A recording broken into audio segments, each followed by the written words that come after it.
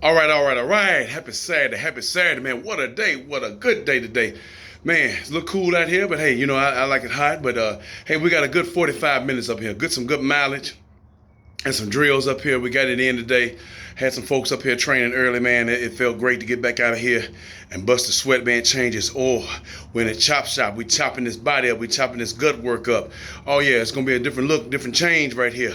Oh yeah, we wait on the weather to break, but when it ain't breaking, you gotta break it on the inside. Sauna steam room, we gotta do something. Right now, internal thermogenic, external thermogenic. Getting that sweat in, brother. I mean, we're changing it all out here. Hey, folks, we ain't gonna hold you long out here. Just trying to encourage some folks. This is our last day of the Black History Month, however you want to say it. We want to keep everybody in tune to what's going on out here, folks. The last video, I know a lot of folks had a bad taste in their mouth about it, but let me tell you something. Let me get this out in the open. I do not hate gays and lesbians, but what I do hate is the actions. I'm going along with him on this thing. And not only, the thing is, folks, it is affecting us bad as a society and as a black culture. I'm only 48 years old, and I have never seen the discord, the nastiness. I go through here through my daily life, man, and folks approach me, I approach them, and they ask questions. I had a female ask me the other day, she said, what's going on with our black men? Now, this woman is 61 years old, and she don't even look it. Shocked me when she said how old she was. But she said, what's going on with our black men? Why are they wearing certain clothes and they got these do-rags and stuff? Man, we talked about a lot of stuff. We talked about a lot of stuff that took her back. We talked about a lot of things that black folk done been through and what we witnessed as a people, how we used to do coming up. Man, one thing that strikes my mind on this, and I'm not, it was the funerals. Just right alone here in Nashville, how many black funeral homes it was in Nashville? We talking about 5 or 6 prominent black funeral homes that was working on all parts of the city, and everybody knew everybody, just like the barber shops. It was a family thing, man, and death didn't bother us so much back then. And that was black men living in the funeral homes. That's why they call them funeral homes. People were living in them. Man, I remember this good and well. Me and my brother, we took our grandmother's obituary over there. My aunt read it out and everything, and guy came in there, looked like he was half asleep. So I think we'll get right on it. Me and my brother looked at each other. We got back in the car. I said, hey, auntie, man, is he living there? Oh, yeah, he lives there. It's the funeral home. And at that time, the funeral home was called McGavick Brothers, right off of Buckhannon Street. And there's a lot of funeral homes out here. Patton Brothers. Oh, yeah, Smith Brothers. Oh, man, Kate Gardner. Well, we can list them all out here. North Hill. Man, there's a lot of them out here before Terrell Brody and them got here, man. There's a lot of funeral homes. A.J. Atkinson's house, Atina. Man, Scales Funeral Home. There's a lot of funeral homes that was here, folks. Joe Holmes Funeral Home.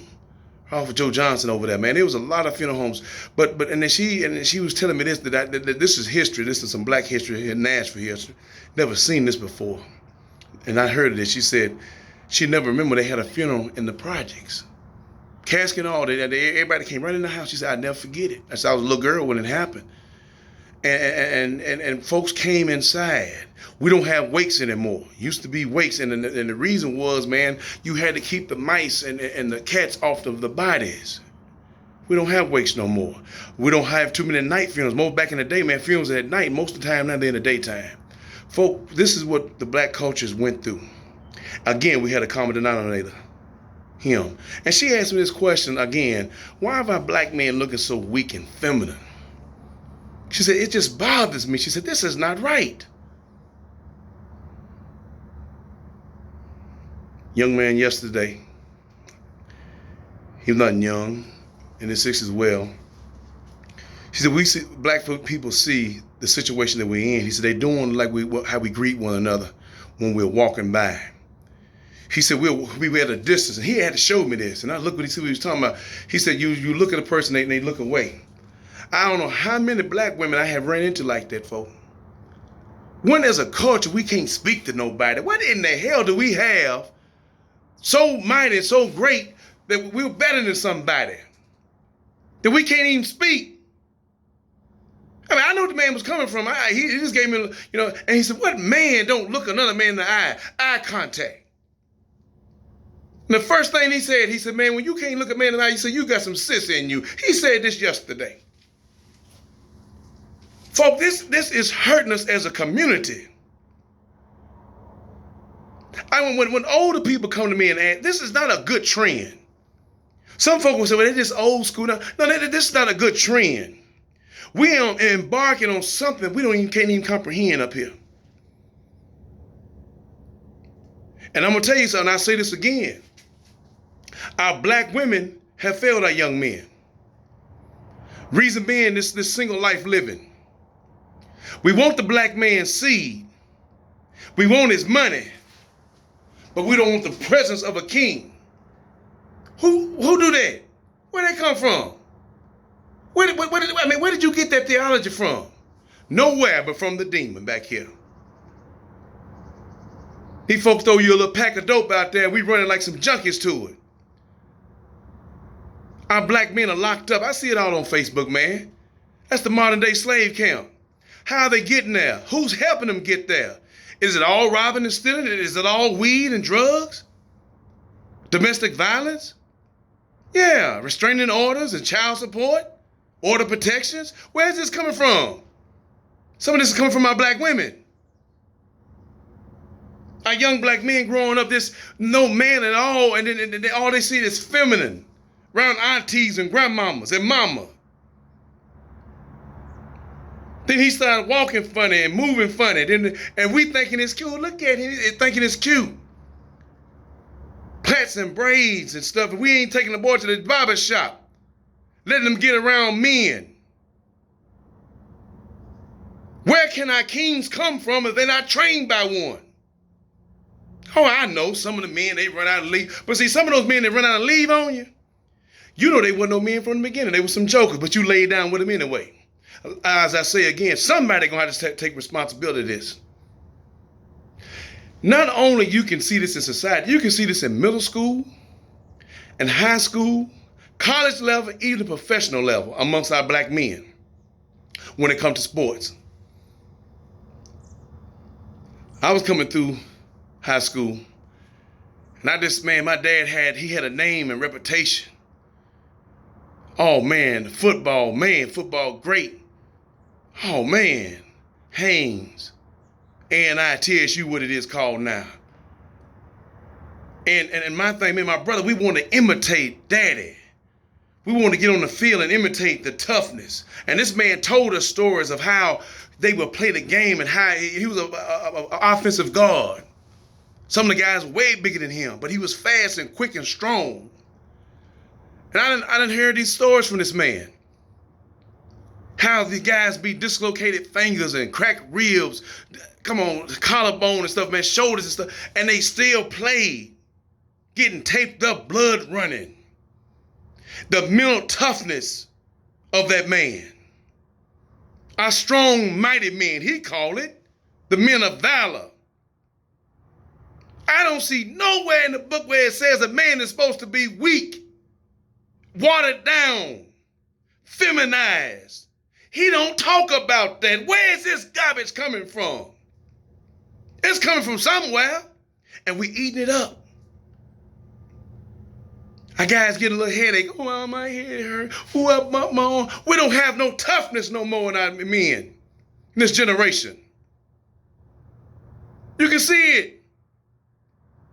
Coaches can't talk to the guys. It's not even happening to some of the military. You can't even holler at the man. You done hurt his feelings. He's so sensitive. No mental toughness whatsoever. Where is this coming? This is weakness. Kings are not like that. I'm hearing all the time from our black women, where are all the men at? Where's our kings at? Where are they at?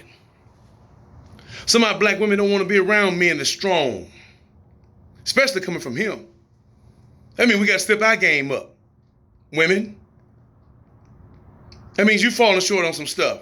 You just can't be bringing this body some good looks. You're going to bring something else better than that. He called it a helpmate, not a troublemaker. I need a tag team partner in this thing. I don't need you fighting against me. Let me put this out there. This equal stuff. We're equal. That ain't what he said. Check your rib count, folk. Check where the origin that man come from. That man come from the ground, from the dust. Where did the woman come from? From his side, his womb. That's why she called woman. Come on, folks. This thing is elementary out here.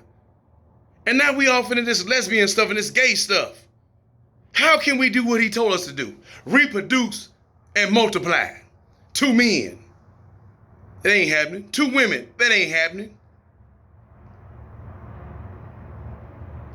Where's this garbage coming from, folks? This is affecting in our school system. Men are not men no more. This has been a plan a long time ago. Yeah, it's Black History Month. It's been a plan to remove the strong voice, the black man out of the family. And you know what? It's been a good job done. It's been a good job done because somebody allowed it. We listened to a man instead of listening to the man. And now we run around out here manless, no leadership, no nothing. We think all we need is $1, some money to make it. He says different. First of all, you need him. Then we have children out here. Small children. Who's training them up? Where's the strong voice to keep everybody in line? Oh yeah, it's order. Some of my women don't want to be told nothing. Can't tell me what to do. That's why you're out here by yourself. And it's hurting our children. The juvenile is full. The jailhouse is full. 90% black. You mean to tell me we come all the way through the 30s, 40s, and 50s, and 60s, raising 15, 16, 19 children? We can't even raise 1 child, 2 children. We're killing them off. Where's that? This is demonic stuff.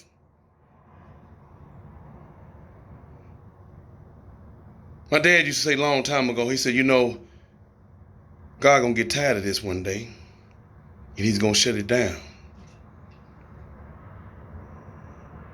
This injustice. And we're always talking about what the white man is doing to the black man. What is he doing? And yeah, he has played his part.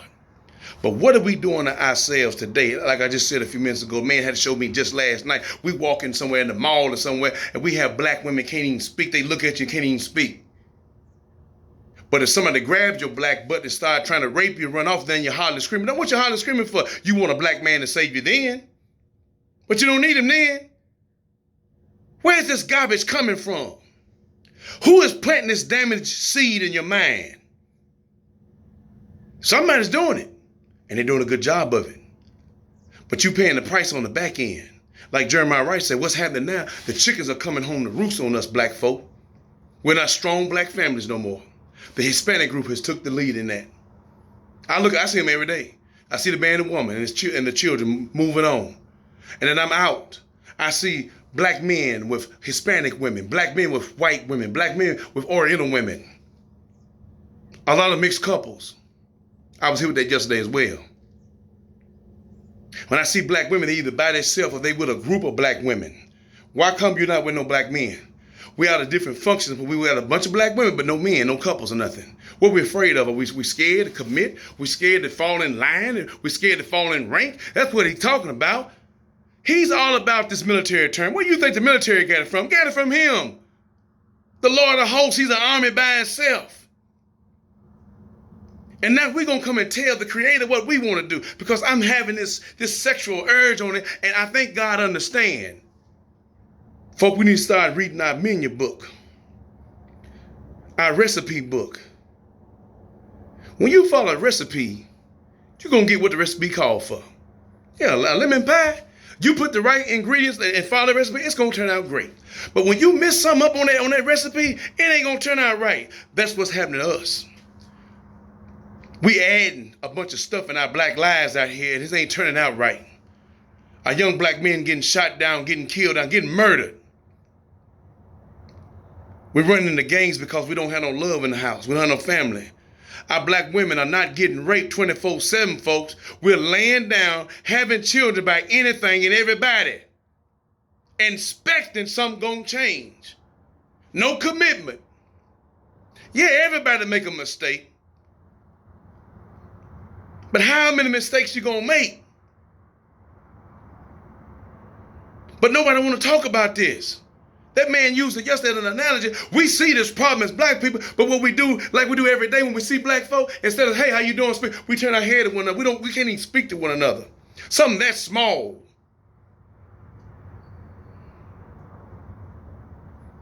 Drop this in here. There's another conversation came up. Why come our black women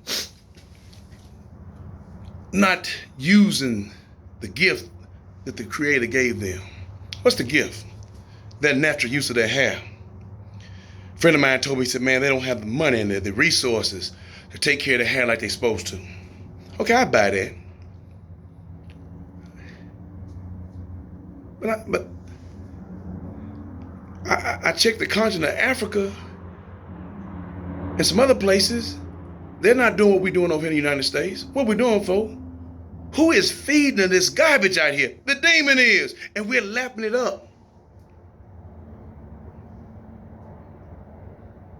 There are certain situations for certain things. I understand that. But all you got to do is stand still and look and find out what's going on. Look and see what's happening. But see, we so busy, we can't see what's happening out here. We don't see our problem. We're looking at somebody else's problem. We're looking at somebody that's doing me wrong. I can't get ahead doing this because I'm a certain color. What are we telling our children? What is our legacy? I'm seeing this, folks. I'm right there on the football field on Friday nights, on some Saturdays. I'm right there. And I hear the belly aching, the whining coming from black males. He said, man, we're in a different time frame. My friend told me, we're in a different time frame, bro. We don't have the toughness. I said, yeah. I said, but you had a dad in your house. Mine was there every now and then. I said, but I had a mama that was tough on us. I said, but how did our men get watered down to not to be strong? How in their mind they start thinking, well, I want to be feminine now. I want to do this here. Where is that concept coming from? Because it ain't coming from him.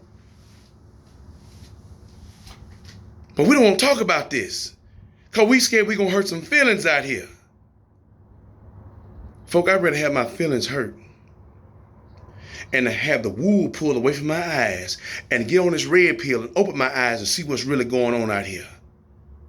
Because you best believe there's a scheme back here that the demon is doing out here. And he ain't playing with us. The black family has been attacked. Not so much by the white man. We're attacking ourselves. We're not loving nobody. We're not truthful with nobody. We can't be in one relationship with nobody. We got to have 2 or 3 people we got to deal with. You know, women, you know, they don't want to be committed no more, but this burning lust they have in them, they get one guy this week, that guy 2 more weeks, or the same guy, but nobody's committed to nothing. And we call ourselves some queens and kings out here. Actually, we're pawns, and I said it before.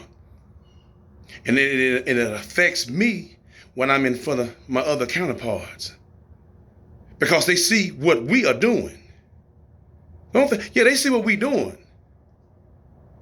They see we don't have it together. So it's something to talk about. So now I can't be looked at as a Negro. Oh, he's a black man. He's not like them. He's one of those. Because there's a stigma out here. And we're going along with it. And we're not trying to change nothing.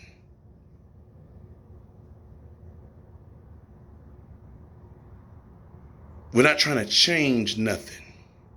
Until something bad come along and things go wrong, then we dismayed. We can't understand why we can't get to point 3. We stuck on 1. Are we training our young black females to be wife material? How can a young black female see how to treat a man if a man's not in the home? How can she see mama treat that man if the man is not in the home? And pray tell a young black male, how can they see this? How can they be taught this? And now, that's on a small level. And on the larger level, adult level, like I said, on our everyday going outs from Friday to Saturday, whatever, our gatherings, and I see this all the time. You don't see many black couples. You see a bunch of black women going places where couples should be going. There's a problem with that. I know y'all see it too, but we closing our eyes to it. We looking down to it. Come on, folks. Somebody need to talk about this. Where we going with this? Where we going with this? Stay up out here, folks. We need to start being accountable for our actions and what we're doing out here.